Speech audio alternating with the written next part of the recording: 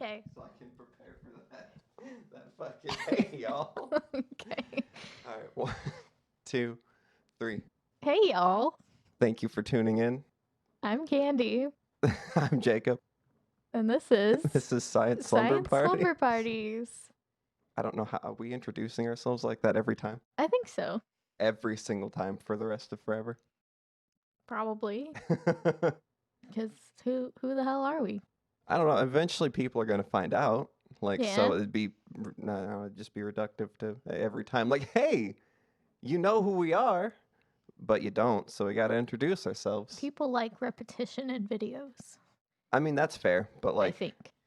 I think repetition would come from like as we build into like recurring gags, but that'll come in time.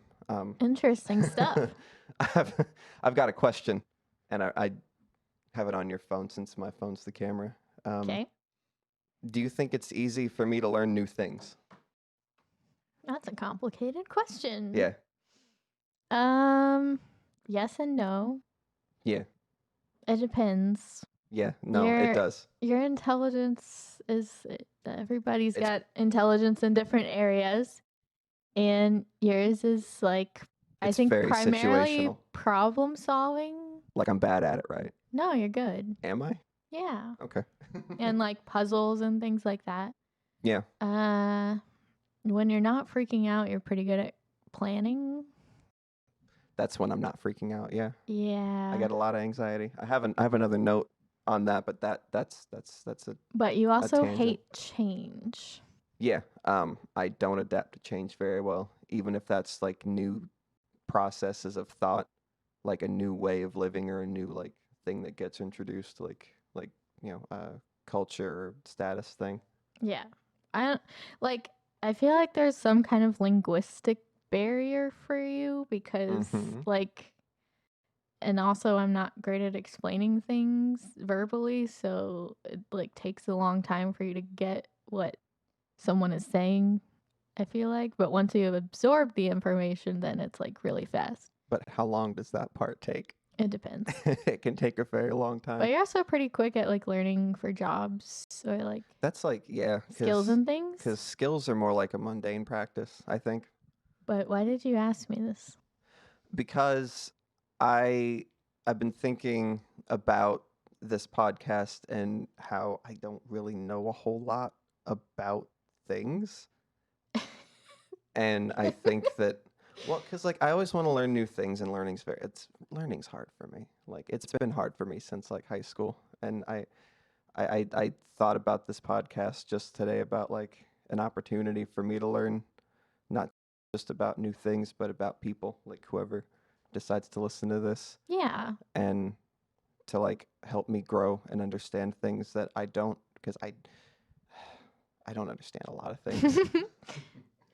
I part of the reason I wanted to start this is because I feel like there's so many stories that people hold that are See, I left don't have a lot of stories.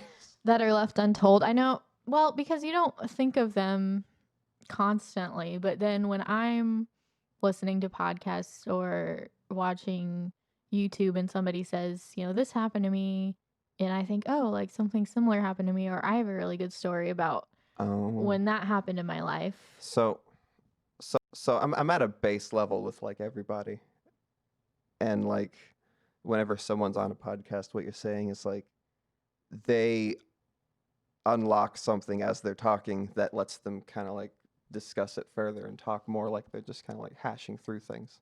Yeah, And- I and think then it's a form of therapy. I think so. That's what I was thinking this was going to be this morning as well, because I like to listen, and I don't talk too much to people, but I have a lot to say. Mm-hmm. And so I figured the best way, like I used to communicate through these long Facebook posts, like updates about how I'm feeling and whatnot. I think we all did at one point or another. Yeah, but like, because I don't want to bother anybody, like with my bullshit, like face to face. I'm not interested in talking about myself whenever I'm with people.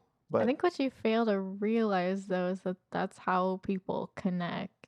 like I know, through and that's stories. That's hard for me though, because I think that like, I mean, I'm just a boring person, and my stories are like that's not someone else's business, so who cares?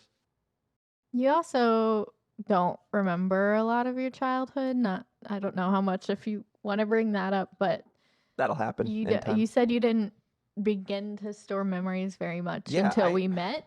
I don't remember a whole lot about most of my early life, even high school, until like I was 19, like right around the time we met is when I feel like I really started developing long-term memories. Yeah. Whereas the difference for me is that I have very bad short term memory, but once I have stored, like, it's like that movie Inside Out. Like, once I've stored a core memory, it's there forever and I can go back and revisit it. And I have ones from when I was like 4 Yeah, and you 5 years remember old very specific stuff. are my earliest ones. I can go back and like remember my surroundings and kind of what everybody looked like and smells and everything. And I have those from when I was 5 until now, and I can remember exactly what was going on in that moment. Does that make you wonder about like people with photogenic memories?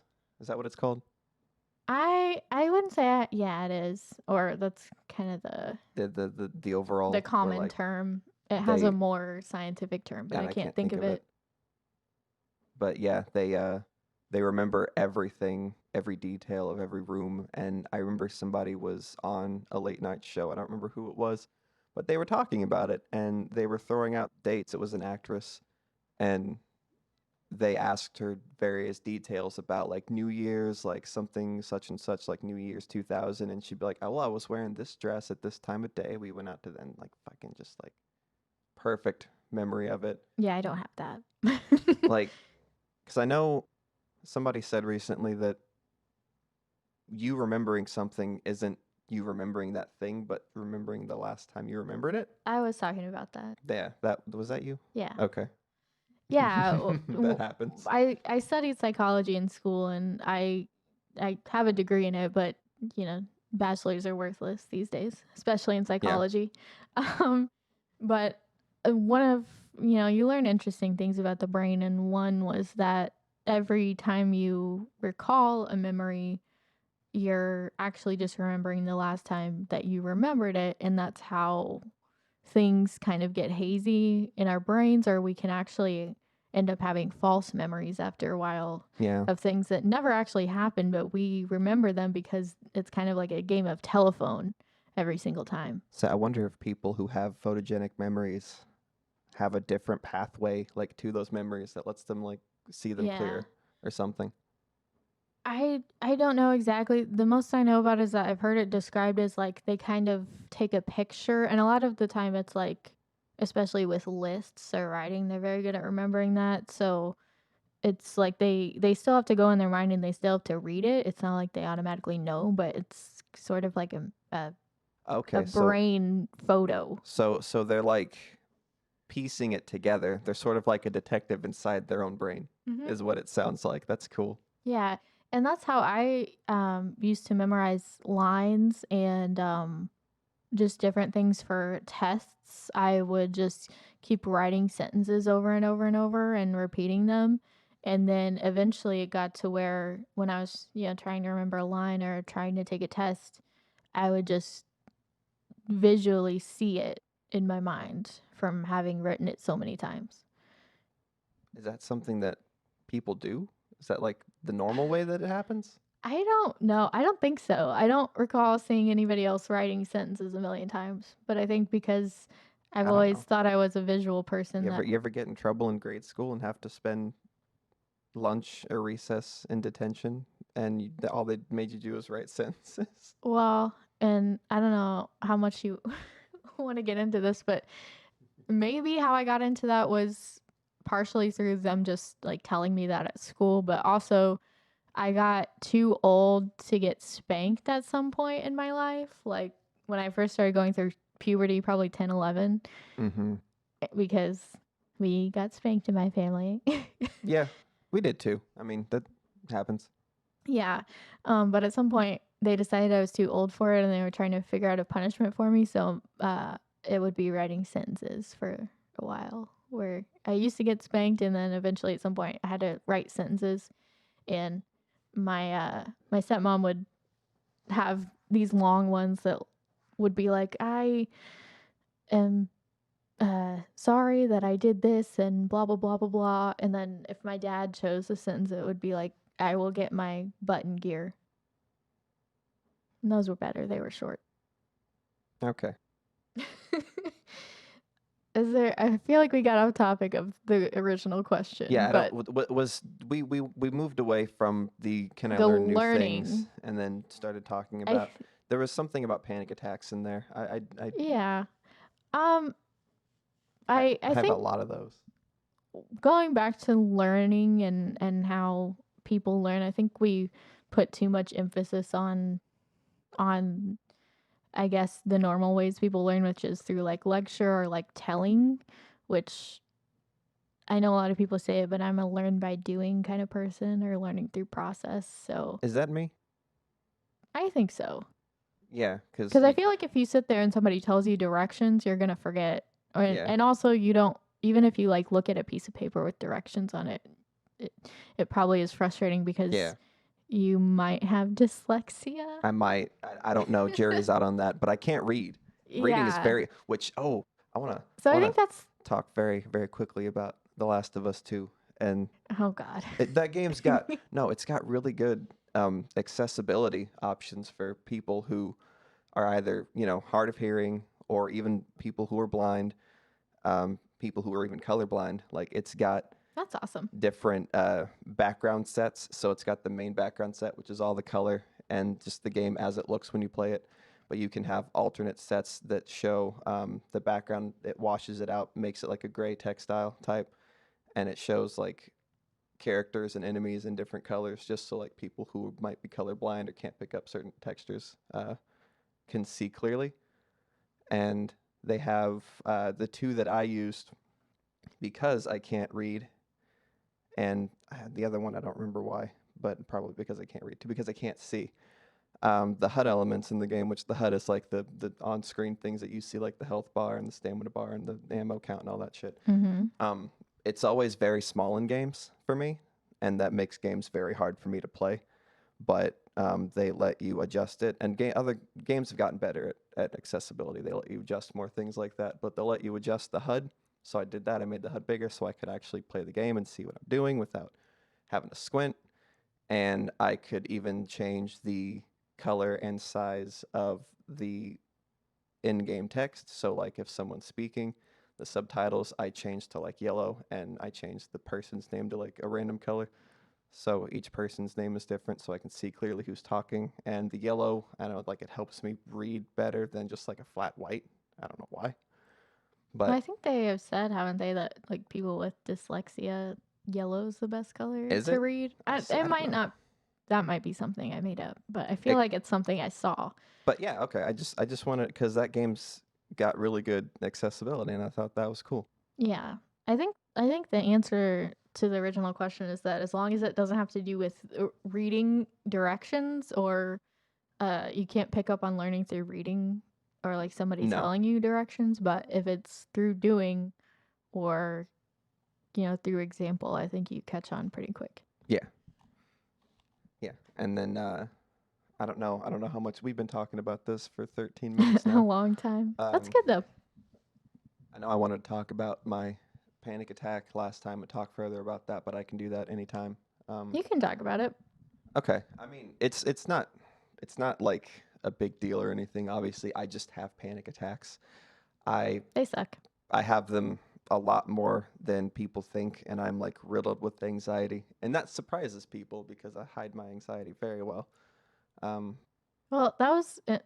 I had a very stressful job, which maybe I'll talk about more one day, but it's a lot. And I hated it. I came home and would bawl every day, almost every day, and it just made me a terrible shell of a person. And then people would tell me at work, like, "Oh, you're so laid back, like you act like nothing ever gets gotta to fake you." it till you make it, unless you never make it. I think it's just you learn. It's a coping skill. You just learn to bottle things up, but it's not healthy at Yeah. all.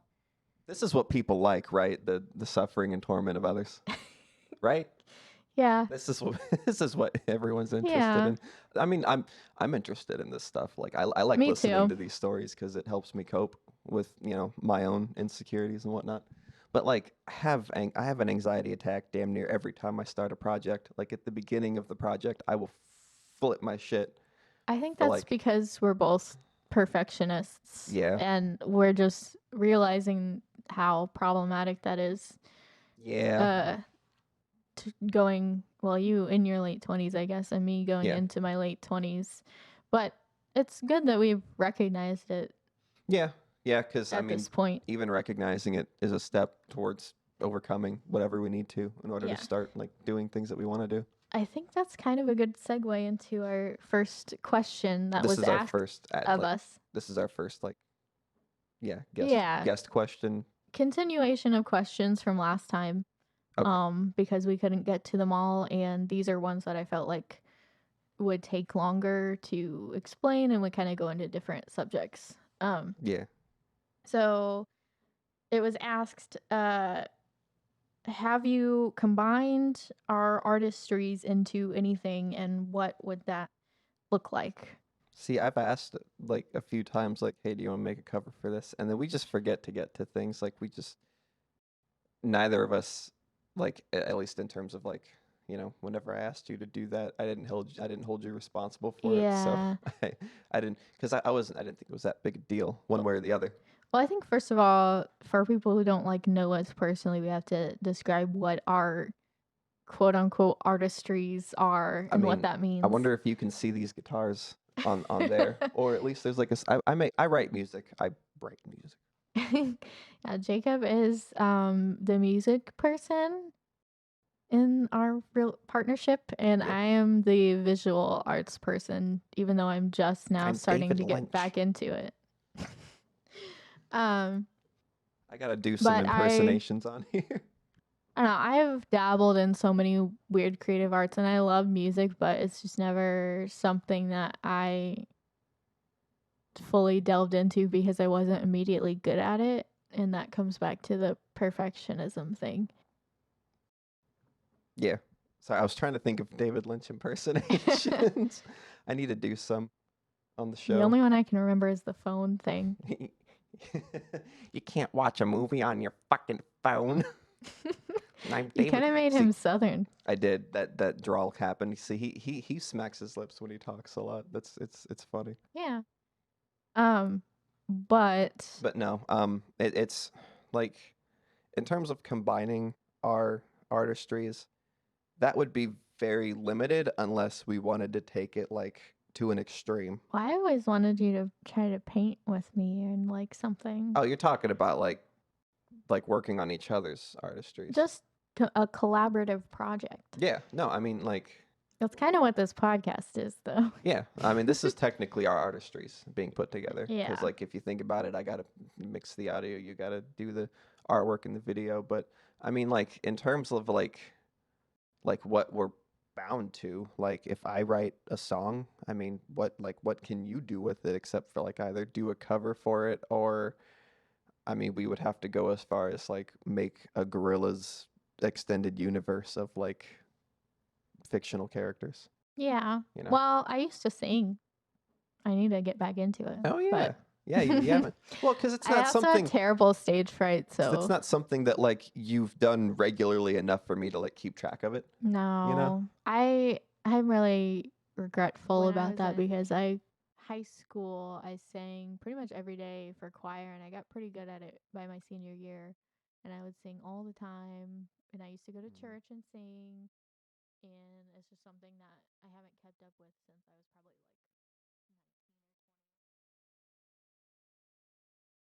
Thing, but I do it anyway. 19 No comment. I sing well You've when improved a lot since you were like well, a okay. teenager, Like though. when it's other people's music and it's notes that I can hear people. I might be tone deaf. I don't know. Cuz like I whenever it's other people like I don't think singing, you're tone deaf because you can match notes. yeah, I can match notes, but I can't figure out my own like notes. Writing your own music is very hard. Yeah, I guess that's probably why I should probably take like vocal lessons or something. I guess that would help me. Yes. That would help me hear the note that I'm looking for in my head, and help me understand like different ranges. Yes. I also used to go to vocal lessons before I even went to high school. Um, and those helped a lot too, just learning the breathing exercises and mouth techniques. Mm-hmm. But I've lost a lot of that, unfortunately. But it probably wouldn't be that hard for me to pick it back up No, again I don't think if so. I really wanted to. It's just you get older and you don't have as much time for hobbies. You kind Yeah. of have to pick and choose what you want to do with your day. Yeah. So, um, but yeah, I would love to be in a band. It's like a secret dream of mine, but I'm just scared. See, I think if we started a band, it would be a train wreck. Yeah, well, So, we also that's something else I was going to bring up is we part of our perfectionism is that we both kind of I think have idealized versions of what we want to do in our yeah. head, and when those butt heads, we get very controlling and fight. Yeah. So I think a lot of our staying separate uh creatively is to avoid arguing Yeah. because Because we both control freaks. yes, we are both control freaks. But I think I again, think this I've podcast is a good exercise in us trying to like compromise and do something together. like with each other. Yeah. Yeah. Because I've been able to shed that in the years and work with other people a lot better than I have before. Yeah. Well, you kind of I would describe us both as late bloomers, but you kind of had to learn Very late. empathy later in life, I think, I did. Yeah. or kind of cooperation. Yeah. Yeah, both of us, I think that's why we get along so well is that both of us know what it's like to be a lone wolf Mm-hmm. kind of person. Yeah, that's a good way to put it. I never knew really what to describe myself as. Yeah. I know I was always very independent, very quiet. I had a small group of friends, Mm-hmm. but I was very lonely all through school and Yeah. I escaped into books and movies and you escaped into video games and movies. I was gonna say Imagination Land, but that makes it sound better. um I think that we pretty much delved into that question as far as I want to go. I Yeah. will say I want to start doing like acrylic pours with you at some point because I feel like that's a really See, good, those look fun. easy introduction to painting. Yeah. Um, I sucked at painting so bad. everyone thinks they suck at art, and it's like, Well, I was really good at drawing in my drawing class, and then the very second I took up painting next semester, it was like this is an entirely different medium, and this is like way out of my league. paint is hard because there's so many more factors as far as color mixing, the consistency, the brush, the canvas. Yeah, Like, that it's a shit goes lot. way over my head. Just give me one tool and let me figure out what I can do with that one tool. Yeah. But I don't know. I really like it just because I feel like it can be so much more expressive I'm also than afraid of drawing. stepping out of my comfort zone because I have See, that's to how I feel about music. That's not my wheelhouse. even in music. Like I've been listening to bands that play in open tunings for years, and I still haven't even tried. Like Yeah. I love the tunings, I love the way they sound, but it's like I see how many different types there are. There's like hundreds of different tunings that bands use, and I don't know like what context they choose what tuning for, and then it just freaks me out because I can't play guitar very well anyway, and I think I'm that kind of realizing now that both of us have an issue with learning from other people yeah in terms of like because you are like I guess so inside yourself you're like I'll do what I yeah know how to do and I don't want anyone mm-hmm. to like mess up what I have going on by teaching me how to do something else. Yeah. And I'm like that with I used to be like that with art. I'm a little more open to it now, but I'm the same way where it's like I want to be the expert at it, and if anyone tries to critique it, then screw them. I don't know. Well, I don't know because I know I'm not an expert. Yeah, I not an expert in general, but just like you want to nail down like your little corner of what the creativity means to you. yeah, that's more to I'll figure out more about that because I don't have a whole lot of like I don't know what we're talking about at this point. Okay, well, let's get off that subject. The same in the same vein, the question was asked to us: How do gender roles work in your relationship? There's none. That's how I they think. work. Well, okay. Fucking mic drop. I think personally, I think relationships work best when there are as little gender roles as possible. Yeah. Um, Like there's like the only thing that I know of I do that is like traditionally masculine is I can work my way around a tool set sometimes. yeah. Like I can like But then fix I've basic also things. built some of our Yeah, and you've put together some of our furniture bed by yourself. and I fixed the toilet occasionally. You also stood on it once and broke it. Yeah. So there's that. But then wait, when did you? I'm not gonna worry about when you fix the toilet. I'm always afraid when I start tinkering with things I don't plan out very well. It's not because I'm a girl, it's because I most likely have ADHD. Yeah. I haven't been diagnosed, but I've self-diagnosed. WebMD, that's good enough for me.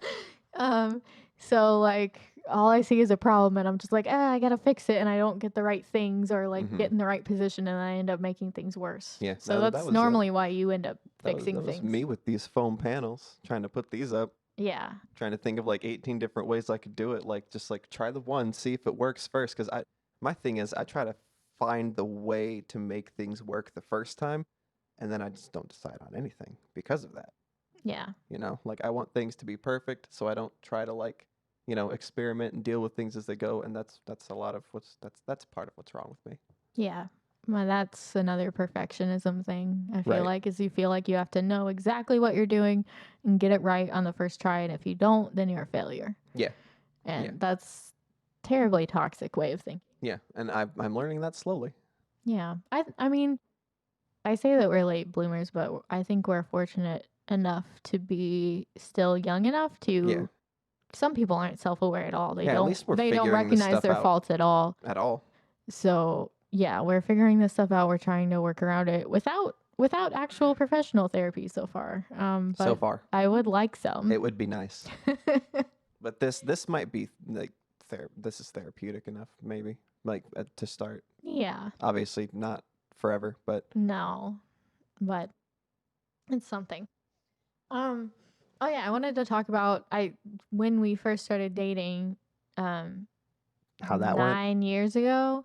How wonderful that was. I think a lot of our issues and why we fought were because I couldn't imagine any other way other than male and female gender roles. I was still very it was 2011 to 2012ish. I was still very like new to the concept of feminism and trans people and just breaking down gender roles. So I was still very like, all right, this is what the man does and this is what the woman does, and I couldn't understand why you weren't like I don't know, like chasing after me or like doing any of the dumb like jockey type. Yeah, doing any of the things that men do when they show that they're interested in someone. I mean, I think that had less to do with me, not exhibiting traits of a guy, just like me being riddled to the pieces with anxiety. Probably so. And I was also, and we were both insecure and thought that no one could love us, and yeah. I don't remember, but like we both thought that the other one was just like there for personal gains. Yeah. For some reason. But now I would say, well, I say our relationship is very sapphic. I don't know if you feel the same. I don't know what that word means. Lesbians. I don't know the meaning of the word. It means lesbian love. That's fine. That's very fair. Because I feel like we're very gentle and and I don't know. Yeah, no, that sounds about right. I don't know what like I have nothing else to say because you just said it, so I'm gonna. Yeah, we're just very gentle and giggly, and our relationship, at its best, is just a lot of fun. Yeah. At its worst, still isn't that bad. We just kind of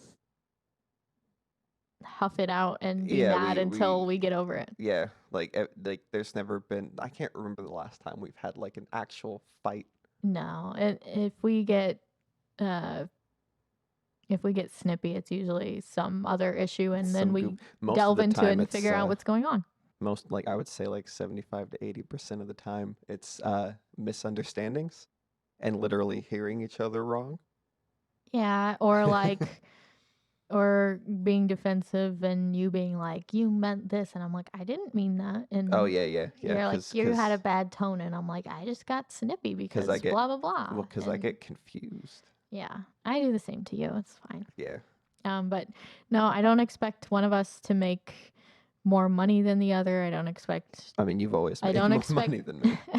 most of the time, except when Yeah. I was in college. Oh yeah, that would have been like the only time. Yeah. But aside from that, like, I think it's more just whenever there's slack to pick up, sometimes it's 20/80 one way and sometimes the other person's yeah, got it's never 80%. equal. But you always are trying to pick up whatever slack is there from the Yeah. other person. I mean, it's never equal all the time. No, but it also shouldn't be 80/20 on one side All the time. constantly. It should be a give and take. Yeah. Although you are a foot taller than me, so if it has to do with reaching heights, then that's your job. I thought you were gonna say like when it comes to a fight. Like a physical fight, Yeah. you would have the height advantage. Yeah. Okay. That's a good. But I also have the low blow, and I have leg strength. True. We could film it. We could roll with it. Just see where it goes. We've been talking for half an hour. We should probably Okay. Take cut a break it for this half. Yeah. Well, We're gonna take like 20, 30 minutes, and then we'll come right back. Okay. But it'll be Fair enough. it'll be like less than 10 for whoever's listening. Okay.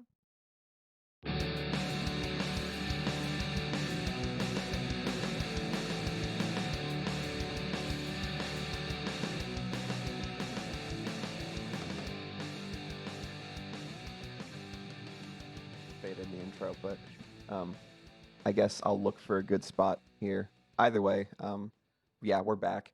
I said it was going to be like 20, 30 minutes, but really it was like the time that the intermission is going to be, like, for anyone who's listening. Okay. So that works out. That's funny.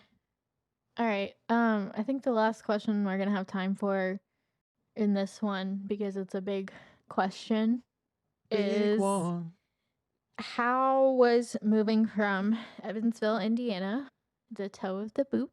This one Sorry.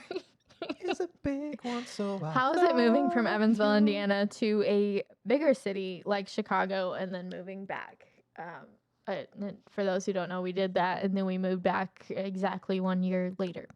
Moving there was, I don't know what to call it, because we didn't move into the city. We moved to a suburb, so it's kind of like a Yeah, I was going to say, first of all, to get this straight, we did not move into Chicago, the city. Would have loved to, but things it's played out expensive. Yeah, things played out differently than what we were expecting, but as they often do. There were still a lot of changes from going to a small place to a big place, because you're still moving from a small town with a population of what, like 100,000 people, something like that. I don't know. It was a lot more. The More population populated. was like 300,000 or something just in the small suburb that we lived in, which compared to the rest of Chicago is even more massive. Yeah.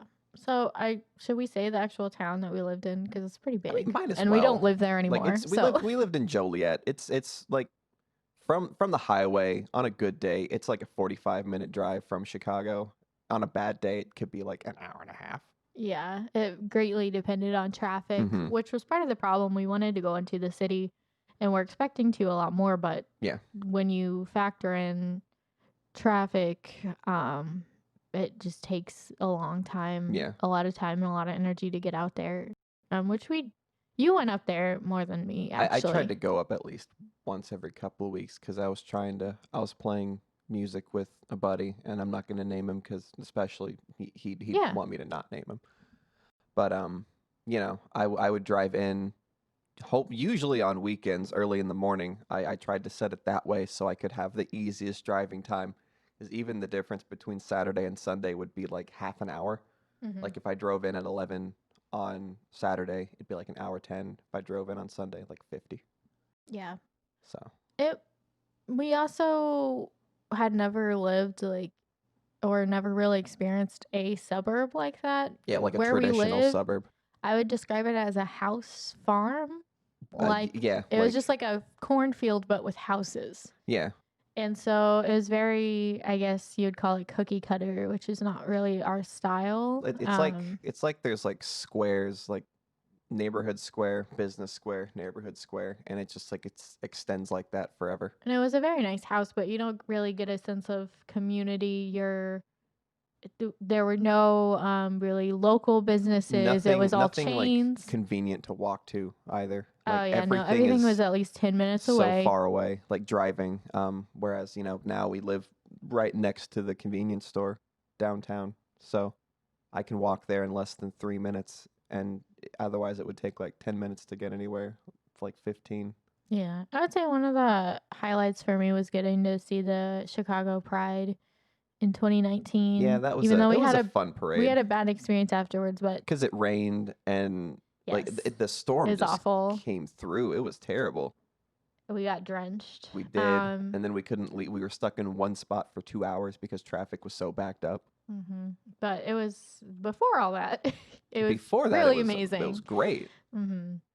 And also just Boys Town in general is a very cool area. Yeah, I miss the city whenever we because we went to the city I think often enough to still like get a genuine experience for what city life was. But Chicago Diner, which has vegan food, mm-hmm. it's one of our favorite places to eat. And they've been in business since like the 80s. Yeah, great. Also, we saw some shows and stuff. Mm-hmm. We did see, like, it was really cool being up there where a lot of big venues are that draw bands that we actually do see. Yeah, and not having to book a place to stay and just getting to drive and come home afterwards. Yeah. That was nice. That was a benefit. Mm-hmm. We got to see Pup. We got to see American football. I got to see Thrice, and you got to see Me Drug Without Church. You in Drug Church in January. You were sick. I got to go to a show and not play it because the guy fucking sucked. I'll find that at some point and talk about it because that was a doozy of a day, and I have it written down on one of my pages, but that'd be fun to get into. Okay, yeah, you can tell that story sometime if you want. But yeah, the actual city's great. So at the end of our year lease in our house, we decided we weren't happy staying in Joliet. We weren't happy with our warehouse jobs. We both worked at the same place. Yeah. I don't want to get too into that right now, No. but it was just both of us. I do have that in my notes, but we don't have time to get into that. That can be for another day too. Yeah, because I want to talk about how jobs drain you and capitalism sucks. Piece of foam fell. You might be able to see it. Scared me.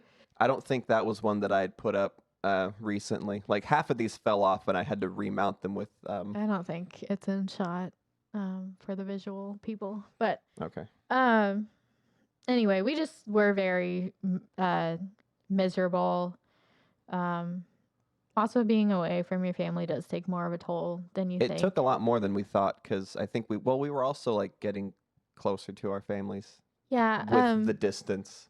I mean, I still don't regret it. I think moving away helped us learn a lot about ourselves. It helped us actually connect with our family more because when you miss them, you make effort to see them a lot more when you can. Yeah.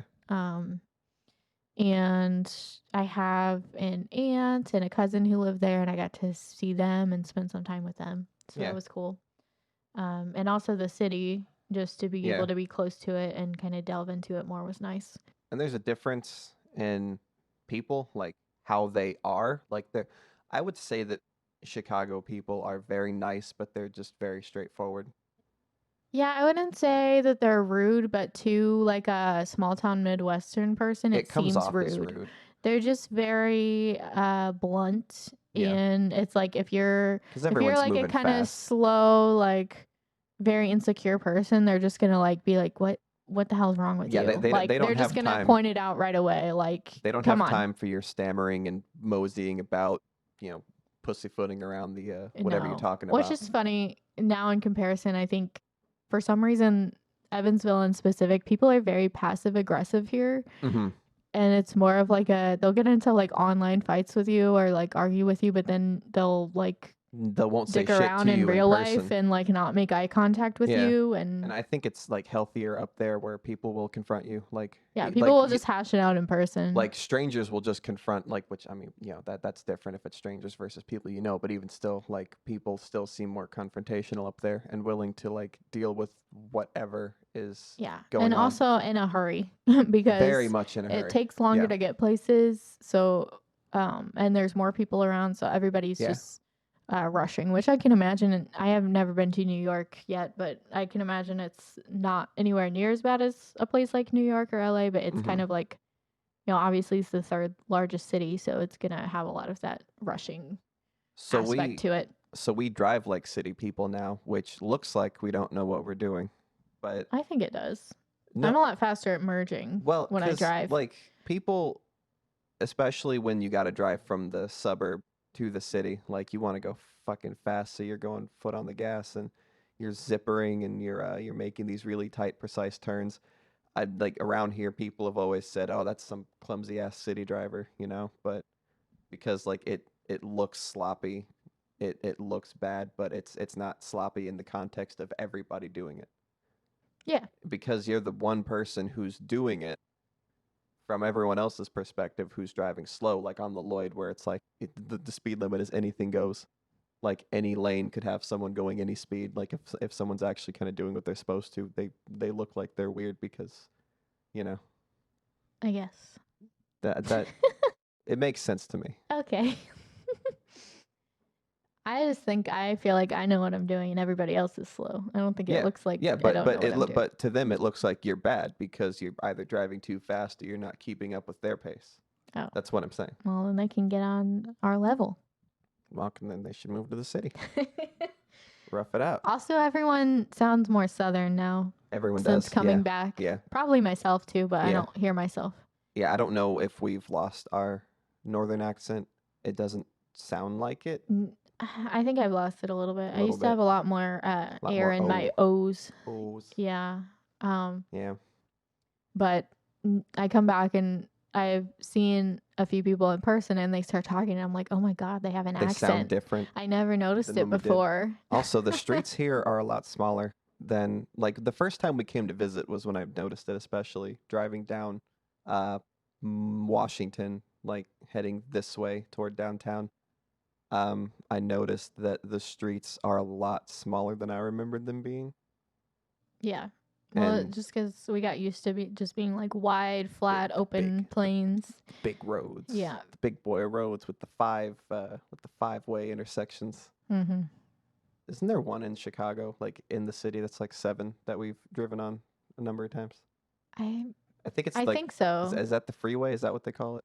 I think so. Because it's the one where like there's like every 2. Oh, it's been a minute. Lanes is like a different exit, and you gotta know which one the fuck you're going into. Everyone's going like 90 miles an hour, but like the people up there though, like they'll follow like speed pretty well. But I will say I was very disappointed when the pandemic hit because we had quit our jobs about 2 or 3 weeks. Couldn't have been better. We had quit our jobs about 2 or 3 weeks before we were actually moving. And that was like when we planned on quitting. Like, the virus was in the air, but it wasn't a widespread thing. It was just kind of a, I think it might have been even before the first person in America got it. I think it was like when a few people had it. Yeah. It was like our last day. But I had planned on, with that free time before we knew anything about coronavirus, to go and do all the things that we hadn't had a chance to yet, which was like visit the museums and hang out around the lake, because we had been to the lake a little bit, but not, done all the fun touristy things. Yeah. So I was really disappointed that we didn't get to go and do that because everything closed. We had so we were just kind of stuck in our house. A laundry list of things to do before we moved away, and we couldn't even do them. But yes, that's what happens when you live in a global pandemic. But now pandemic. we have friends there, so if and when everything, and I hope they're safe, gets better. Yes, because they're I don't think they're close to where the protests are anymore, but I think they were. Yeah. So hopefully you guys are doing good. Yeah, but we can always go visit them and go do all those cool things and look forward to it in the future. Yeah. But there are things I like more about here. I'm a very introverted person, so Yeah, like it's easier to be having introverted. less crowds when I want to go out to the store is nice. I Yeah. don't get sensory overload by going to Walmart because sometimes if there were crowds or, here you see a parking lot and there's tons of empty Yeah, spaces. There you'd there's actually always have to plenty of room to look park. really hard, and it'd just be rows and rows of cars. So, I don't know, is there anything else that comes to mind as far as the difference? I guess we should say our reasoning or kind of what happened, which was that when our house lease was up, we were going to start looking for jobs and an apartment in the city and kind of do a trial year there. But it just got to the point where we were breaking down the finances, breaking down, what kind of jobs we could get, and it just wasn't. It's one of those times where Hmm. things just weren't falling into place the way you want it to, Yeah, and like we were in like debt yeah, from like the move, like not specifically the move, but in the time that we lived there, we had racked up a decent chunk of debt. yeah. Well, and we also had paid off debt through We our also paid off warehouse debt. job. We paid off some debt. We got into other debt. The debt just kind but of shifted, but we I definitely didn't guess. have like the same nest egg to where we could just go without a job for a No, while and put a down no, payment we on an would have apartment had to and have all this other started. stuff. We Um, would have started to have had working full time immediately, moving into the city. and a crappy a crappy 1 bedroom there, depending on where you want to go, is at least $1,000. A crappy 2 bedroom, which is what we Yeah, wanted, would have been upwards of 1,200. and these are crappy in terms of like relevant safety. Like they're like in safe neighborhoods, but they're still like Yeah, just not the not nicest. not the best apartments. And here, I mean, you can get a nice 2 bedroom for 800. Cheap. Yeah, and on two people's income, that's We went for pretty the cheap. easy. Yes. So, it came down to, okay, we're miserable because we don't have enough free time to do the creative things that we want to do. Um Sorry. Here, just drink some water and I will talk for a Just talk second. for a second. Yeah. Yeah. So, I mean, we moved back home because things were just getting really hard up there. Like, it was, we were working 60 hours a week sometimes at the warehouse that we were working at, which, I mean, that's Not 60 hours a week. 50. Yeah, like 50. 45, 50. My perception of hours It is felt like 60. It was very hard manual because labor. I will say that. we would wake up at 2 a.m. sometimes to go into work at 4 in the morning, and they would keep us most of the time 2:30. Sometimes we'd get off at 1:30, or if there was, even more work, there were a couple of times that we stayed until 3:30. So we worked like that's an 11-hour shift, right? Yes. Like once you factor Around in that. lunch. So we It was like working out pretty got in great intensely shape for though. that amount of Oh, I time. want I to. mean, you get no Yeah, leeway. Your body is just pushed to its brink. I have a note just about that job, and I mean, I'll just say that we worked at Petco. Like, I think it's fine. Yeah. I don't think anyone cares. Anyone from up there, then it doesn't matter. But yeah, we got in great shape because of that job, though. Like, we were sweating and pushing constantly. We were lifting like dog cages and those like orange yellow tidy cats. Yeah. Well, we didn't change our eating habits at all, and we dropped No. 15 pounds Yeah. each of us And in then a couple months. And then I gained it all back when Yeah. we moved back. Luckily, I've kept mine off through diet. I looked good though. Yeah. But I'm gonna it say. wasn't worth the misery. No, it wasn't. Like, God, I don't want to get into like the people who work there because like they're happy with their job, Like there's a psychology behind, warehouse Yeah. work and the people who enjoy it, and that just wasn't. I think creative not me. people, especially people like us who have goals, they want to, like, you want to do certain things with your music and create things. I want to have the time and capacity to paint or draw or do certain things. And it's hard when you don't have the mental or bodily energy left over. Yeah. So it was kind of a decision between like, okay, even if we move into the city, we're going to have to work really hard to make enough money. Mm-hmm. And probably not get the free time to even, take advantage of the location. It felt like moving into the city could have just been a lose-lose situation. Yeah, because we weren't in a position where it'd be different if you already had the opportunity to be in a career that you want to do and move up from there. It might have been different had we, planned to move straight from Evansville to the actual city, but we weren't educated enough about the city to, I think, make that call. And then once we, learned more about the city, we were making that plan. But then, Yeah. Well, we thought it was smart to move to the suburbs because it was cheaper. I mean, you get more uh bang for your buck. The taxes are actually less yeah.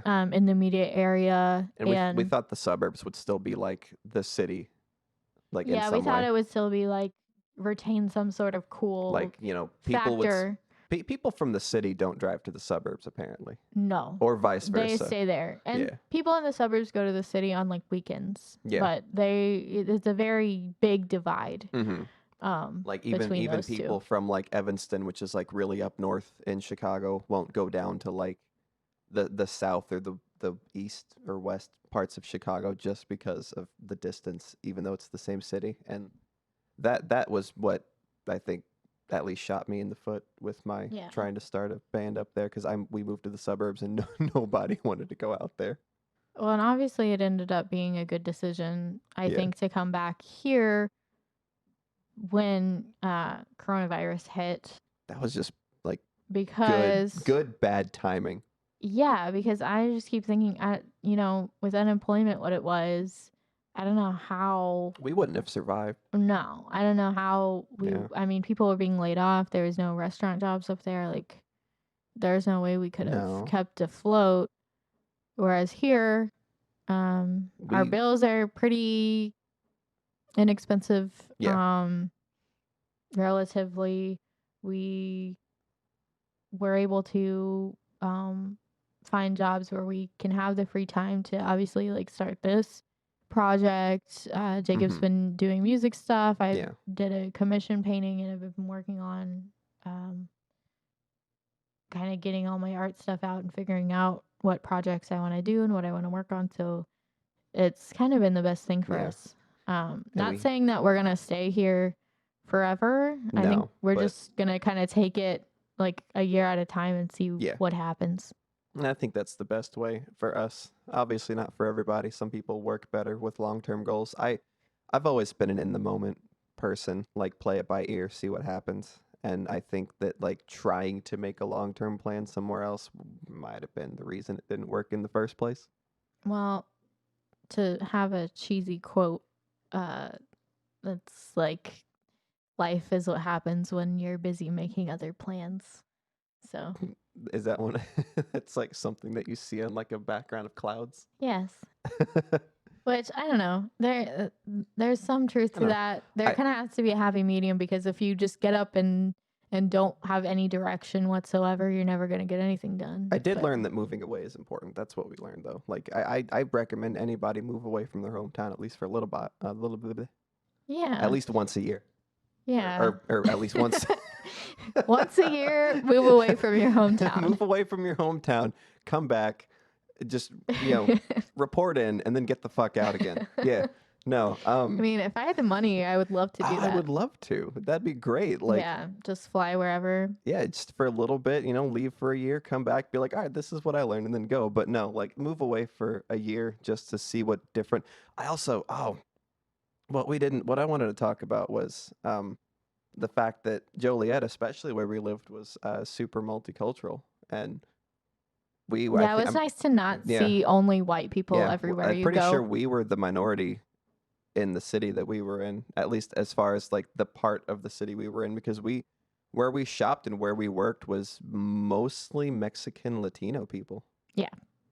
And like it, mostly primarily it Spanish definitely speaking. broadens your horizons, and coming from a place that is very I would say Evansville is very like Germanic. I don't know. It's very like Germanium. That's a there's a lot of German culture, a lot of white element. people culture. It's getting a little better, but it's still mainly that. To go somewhere where, you're not the majority, or that other cultures have more of an equal influence, is very cool. Yeah. So yeah, that is a lot of learning, and a lot of growth. We definitely recommend, even it's probably not going to be the ideal situation. I don't think that moving away solves all your problems, No, but it helps you but learn it about, but it helps with growth. yeah, like even like you might not be moving away even to really handle your problems. You might just need a break from them for a minute, Yeah. just so you can learn how to handle them later, or you know, whatever you need to do. Um, I guess what I figured out most about moving is like you shouldn't move to try to find who you are or try to find something to do. You should just move because you want to be somewhere, and then you find yourself in the process. Right. Like when you're moving away to search for something, you're less likely to find it. Well, because I think you forget that you're still going to be the same person once you Yeah. get there, unless you try to throw on some kind of new personality all of a sudden. Hmm. But that's harder than you think. Yeah, much harder. um, but I think going forward, I just want to focus on saving up for traveling. Like I know probably the first place we want to go is Portland, Oregon, to see a friend.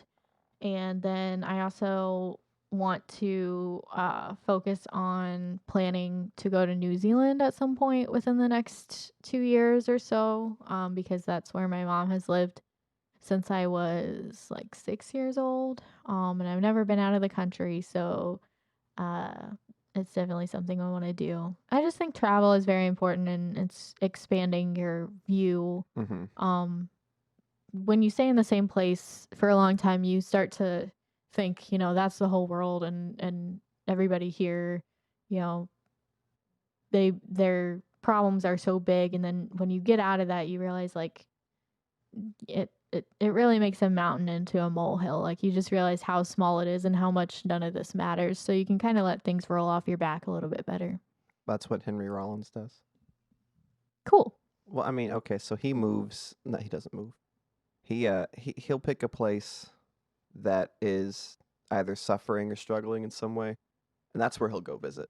Mm-hmm. He'll visit a place where there's people in need. At least that's what he had said. In one of these YouTube videos I watched years ago, where he was talking about time that he spent either in North Korea or in some I don't want to say third world country because that sounds, I mean, but that's what it that's is. what it is. Yeah.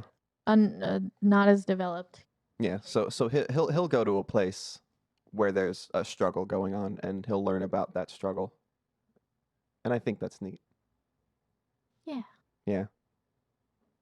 Well, you, You, you want to wrap this up? I'm not going to end in conversations okay, I or was saying gonna goodbyes. well, I was gonna ask if we're done. I mean, because we're approaching the 30-minute mark anyway. Yeah. So I figured if we've got nothing else to say, best save things for next time. I mean, Yeah. And next time is going to be our movie yeah, edition, right? yeah, and It's going to be all about movies. we film these, like, we might film this one before the first one even goes up, but the first one and this one are just a couple days apart before any of them are even out. So it'll take some time for us to catch up to a cycle in which we're more engaged, I guess, in what other people are doing, if anyone is even watching. Yeah. So yeah, with that in mind, Yeah. Our first one is scheduled for, at this point, the first one hasn't been out yet. And it is going to be July 1st. well, at this point it'll already be out, so we don't have to talk about that part. Yeah. But then I guess, yeah, it helps to keep the speed of things. It helps to keep I'm just telling you. Okay, so July 21st, and then No, July 1st. July 1st. That's funny. Okay, so July 1st, and then just like every Wednesday after that. So this one will be out on like the 8th, and then blah blah blah, so on and so forth. New episodes every Wednesday. Unless we don't feel like it. We're always going to feel like it. Are we? Yes. Consistency is key. Okay. If you don't feel like it, I'll do it by my damn self. Well, that's not what I meant. I mean, like, what if like we can't get to it for a day or something? Well, that's why we record in advance. That's what I mean, though. Like, what if like there's literally okay? Well, I'm not gonna go down this rabbit hole. Please don't. Okay, we're done. All right. We love you guys. Peace. Do we? Yes. That's gonna be how we end it every time. I think we Do love we really? you. Are you Tell sure? us if you love us or if you don't want us to say we love you, and we How will should we say end this something else. podcast? I could do another community bit. No. All right, bye. Bye.